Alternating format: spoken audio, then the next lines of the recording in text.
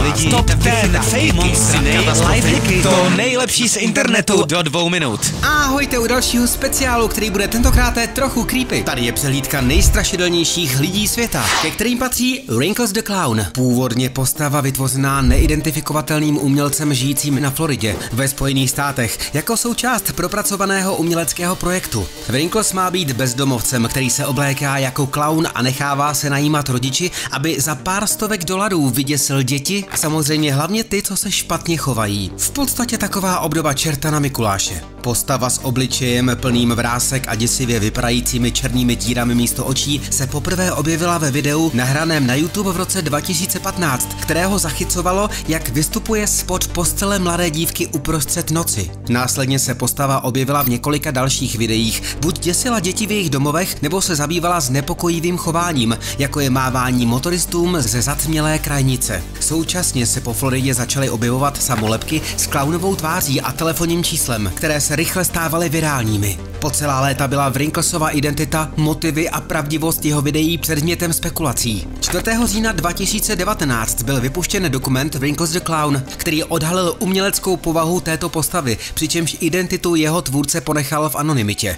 Děsivý klaun měl být původně 65letý důchodce, rozvedený veterán, který se někdy kolem roku 2009 přestěhoval do Neapole na Floridě. Nebyl spokojen se škatulkou nudný důchodce a proto si Wrinkles koupil svou výraznou masku klauna a začal vyrábět samolepky a vizitky propagující jeho telefonní číslo. Během několika příštích let rostla popularita Wrinklese. Floridští teenageři dokonce zveřejnili fotografie pořízené právě Wrinklem na sociálních sítích. On sám uvedl, že dostává stovky telefonátů denně. V podstatě i ty mohli za to, že se z fiktivního strašidla stal opravdový živoucí přízrak Ameriky. Za děsivou výzdobou vlastního těla stojí i Eric Sprangeu, který je známý jako Lizardman. Tento muž se prostě chtěl doslova proměnit v ještěra. Dokonce si nechal rozpůlit jazyk, zbrousit zuby a své tělo nabarvit na zeleno šupinovým tetováním.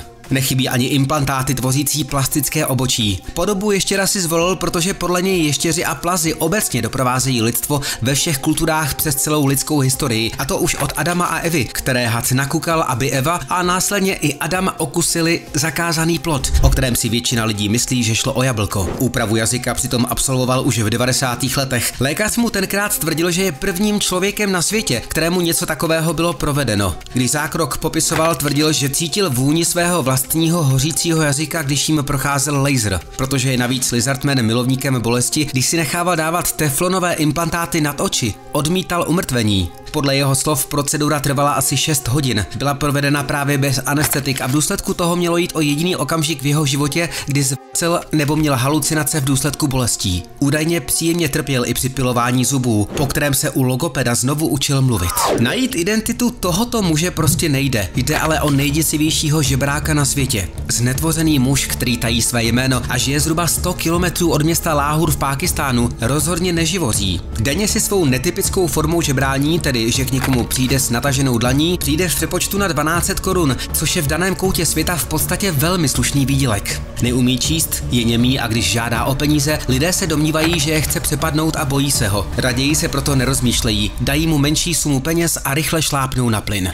Členové kmene Asaro na Papui Nové Gvineji jsou vyhlášeni nošením tradičních kostýmů, soustředěných kolem masek vyrobených z bahna. Tradice pochází někdy ze 60. let minulého století a založil jistý náčelník Ruipo Okorono. Lidé jeho kmene byli napadeni jinou skupinou obyvatel a vyhnáni do hor ze své půdy. Kmen neměl dostatek mužů, aby si svoji půdu vybojoval zpět. Ruipo Okorono proto přišel na myšlenku vymodelovat z jílového bahna strašidelné hlavy, pomazat si bahnem těla a vyzbrojit se kopími. Nepřátelé v domnění, že je přepadli zlí duchové, strachy z jejich vesnice utekli hodně daleko do hor. Tak kmen získal zpátky svoji půdu a od té doby se jeho členové malují bahnem a na hlavy si nasazují děsivé masky. Lidé kmene Asaro věří v kouzelnou sílu bahna. Každý z kmene musí umět vyrobit svoji masku. Děti mezi 6 až 10 lety se učí, jak takovou hlavu vyrobit. Každý příslušník kmene si ji přitom vyrábí sám a je na něm, jaký výraz tváře zvolí. Pro strašidelnost se přidávají i prasečí zuby a kly. I když někomu může přijít docela sexy, jiným zase děsivá. Nejsvalnatější žena na světě, ruská Amazonka, jak se kulturistka Natalia Kuzněcová přezdívá, je světovým unikátem. Získala tituly v benchpressu, mrtvém tahu i dalších disciplínách a nad jejími obřími proporcemi zůstává rozum stát. Jako teenagerka vážila 40 kg. Dnes je z ní hora svalů a má o 60 50 kg víc. Přitom měří jen 170 cm.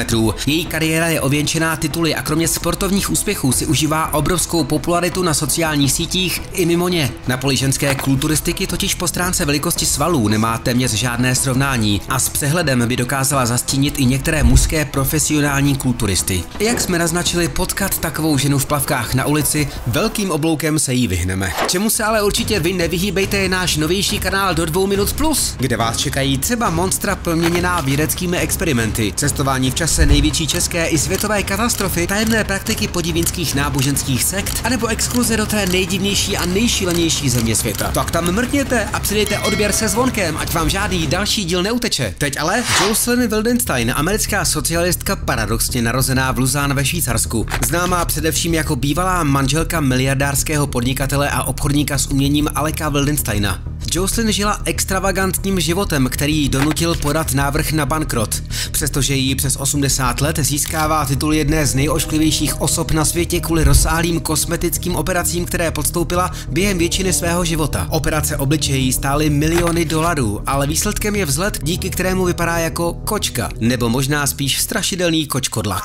Tater Henry Rodriguez podstoupil 15 bolestivých operací, včetně částečné amputace nosu, aby vypadal jako zlý marvelovský padouch. Muž se v roce 2012 rozhodl zcela změnit svůj život tím, že změnil svůj vzhled, aby napodobil prvního super padoucha z Kapitána Ameriky. Nejprve se poradil s odborným lékařem, aby zjistil, jaké tělesné úpravy budou potřeba. Prvním krokem bylo nechat si zčernat oční bulvy a od té doby Rodriguez podstoupil operace, které ho stály přepočtu téměř 1 000 000 korun. Mezi nejzvrácenější operace patří například amputace nosu a ušních boltců a také silikonové implantáty do čela, tváří a obočí. Přidal i několik různých transformací těla, aby se přiblížil ke klasickému obrazu Red Skull a dodal své nové osobě trochu více individuality. Přiznává, že všechny operace byly bolestivé, ale řekl si, že bolest je součástí honění se za svým snem. Nikdy přitom svou rodinu nevaroval o svých úpravách. Pokaždé, když ho uviděli, byli překvapeni. Pro jeho syna je ale živý Red Skull superhrdinou. Supatra Sassoufin byla už v 9 letech zapsána do Guinnessovy knihy rekordů jako nejchlupatější dívka na světě. Narodila se totiž se vzácným onemocněním, hypertrichózou, způsobující právě to, že vlasy a chlupy na jejím těle nezastavitelně rostou a objevují se i na místech, kde normálním lidem ne, jako například na obličeji. Lidé v jejím okolí o ní mluví jako o vlčí dívce. Na druhou stranu se tato malá tajka mezi vrstevníky nesetkává s posměchem. Naopak jí spolužáci berou takovou, jaká je, a stejně jako ona sama o sobě, i oni říkají, že je alespoň výjimečná. Bohužel ne všude na světě dokáží děti ve školách a dokonce i ve školkách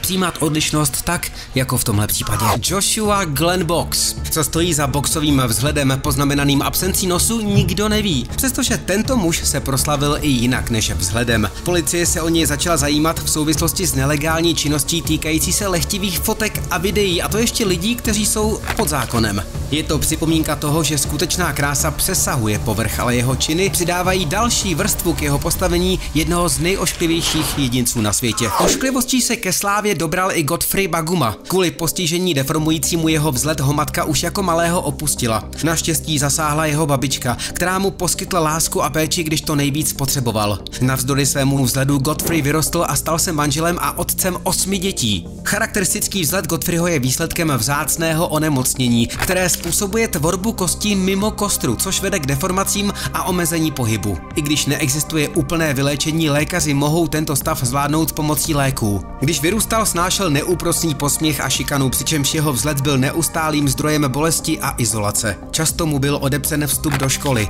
byl považován za nezpůsobilého k akademickým činnostem a hledání práce se ukázalo jako náročné, protože zaměstnavatelé váhali, zda se postavit za jeho vzhled. Navzdory jeho problémům není Godfreyův stav geneticky přenášen, což nabízí naději pro jeho děti, aby vedli zdravý život. Naučil se zpívat a hrát na nástroje, rozvinul si schopnost humoru a našel smích jako mocnou zbraň proti diskriminaci a zoufalství. V roce 2002 se Godfrey přihlásil do místní soutěže s názvem Mistr ošklivý s nadějí, že vyhraje finanční odměnu a zlepší život své rodiny. A tomu vyšlo. Pokračoval také v prosazování svého uměleckého talentu a vystupoval pro publikum po celé Ugandě. Jeho hudba rezonovala mezi lidmi ze všech společenských vrstev, Jeho komediální stand-upy přinášely smích a radost a připomínali všem, že se dá najít humor i tváří v tvář nepřízni osudu. V roce 2013 se Godfrey ve věku 40 let oženil se svou druhou manželkou Kate Namandou, a to poté, co čelil konci svého prvního manželství. Jeho odolnost a pozitivní pohled na svět ho přivedli k tomu, že znovu našel lásku a jejich svazek od té doby zkvétal s příchodem 6 dětí. V roce 2022 získal Godfrey další titul, a to sice nejošklivější muž světa, a jako takový byl zapsán i do Guinnessovy knihy rekordů. Godfreyho příběh přesáhl hranice Ugandy a upoutal mezinárodní pozornost. Objevil se v dokumentech a novinových článcích, inspiroval lidi po celém světě svou odvahou a odhodláním a dokázal, že láska a štěstí jsou možné i pro ty, kterým osud prostě nepřál. Slávu do hollywoodských výšin hororových filmů katapultoval vzhled Michaela Berrymana. Berrymanova matka byla zdravotní sestra a otec neurochirurg amerického námořnictva, který byl nasazen do radioaktivní zóny v Hirošimě po atomovém bombardování. A pravděpodobně to také stojí za jeho vzhledem. Berryman se narodil s genetickým onemocněním, které ovlivňuje vývoj potních žláz, kůže, vlasů a nechtů.